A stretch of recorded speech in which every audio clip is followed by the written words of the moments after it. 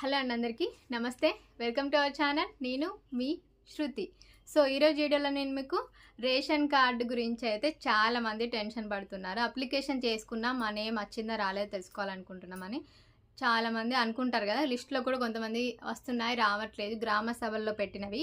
So మనమే స్వయంగా మన ఫోన్లోనే రేషన్ కార్డులో లిస్టులో రేషన్ కార్డు వచ్చిన లిస్టులో మన పేరు ఉందా లేదో చెక్ చేసుకోవచ్చు. సో ఎలానో ఏంటో చూపిస్తాను. Let's start our video.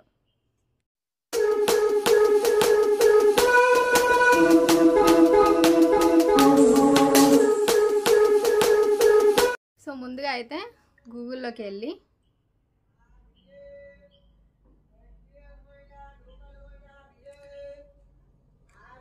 Google open చేసిన తర్వాత సెర్చ్లోకి వెళ్ళి ఇక్కడ FSC application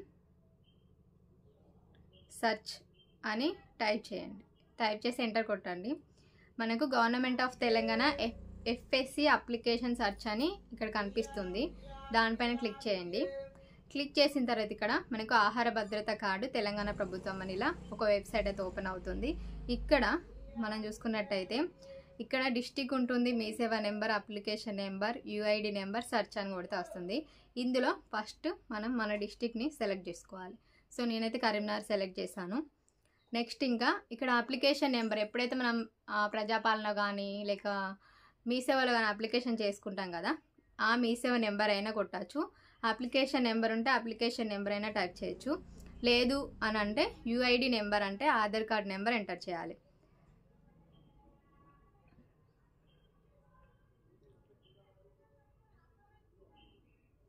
so Aadhaar card number enter చేసి సెర్చ్ అని కొడితే సో మన డీటెయిల్స్ అనేది ఇక్కడ ఉంటుంది.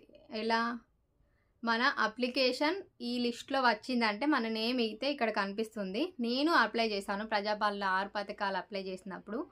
సో నా నేమ్ అయితే ఇందులో రాలేదు. నేను నాది, మా పాపది, మా హస్బెండ్ది, ముగ్గురిది ఆధార్ కార్డ్ నెంబర్స్ అయితే టైప్ చేసి కొట్టాను. బట్ మా అయితే ఎవి నేమ్స్ రాలేదు. ఇందులో ఒకవేళ మీరు అప్లికేషన్ చేసి మీకు రేషన్ కార్డు వచ్చిందని అంటే మాత్రం ఇందులో నేమ్ వస్తుంది. మీరు టైప్ చేయండి. అప్లికేషన్ నెంబర్తో అయినా, మీ సేవ నెంబర్తో అయినా, లేదంటే ఆధార్ కార్డ్ నెంబర్తో అయినా సెర్చ్ చేసి చూడండి మీకు కూడా మీ లిస్ట్లో పేరు ఉందా లేదా అని చెప్పి. సో ఇలా సెర్చ్ అని కొడితే వస్తుంది అంతే. సో ఇలా మనం రేషన్ కార్డ్ని ఎలా చూసుకోవాలో చూపించాను కదా. సో మీకు యూస్ఫుల్ అవుతుంది అనుకుంటున్నాను. ఎక్కువ మంది ఇప్పుడు లిస్ట్లో రాగానే వస్తుందా లేదా అని చాలామందికి అయితే డౌట్స్ ఉంటుంటాయి. సో మనం అప్లికేషన్ అనేది గవర్నమెంట్కి రీచ్ అయిందా లేదా అన్నది మాత్రమే ఈ లిస్ట్లో చూపిస్తారు. ఇందిరమ్మ ఇల్లు అయినా ఇదైనా ఫైనల్గా ఒక 4 times మనది సర్వే అయిన తర్వాత మన దగ్గరికి వచ్చి వాళ్ళు ఎంక్వైరీ చేసిన తర్వాత 4-5 timesకే ఏదైనా శాంక్షన్ అయ్యే ఛాన్స్ ఉంటుంది. ఇల్లు అయినా లేకపోతే జాగుండి 5 lakhs అయినా, లేదు అంటే రేషన్ కార్డ్ అయినా. ఎందుకంటే గవర్నమెంట్ సొమ్ము బాకీ ఉంటేనే వస్తుందని మనం ఎప్పటి నుంచో అనుకుంటున్నాం. అది జరుగుతుంది, అందరికీ రాదు, అంత ఈజీగా కూడా రాదు.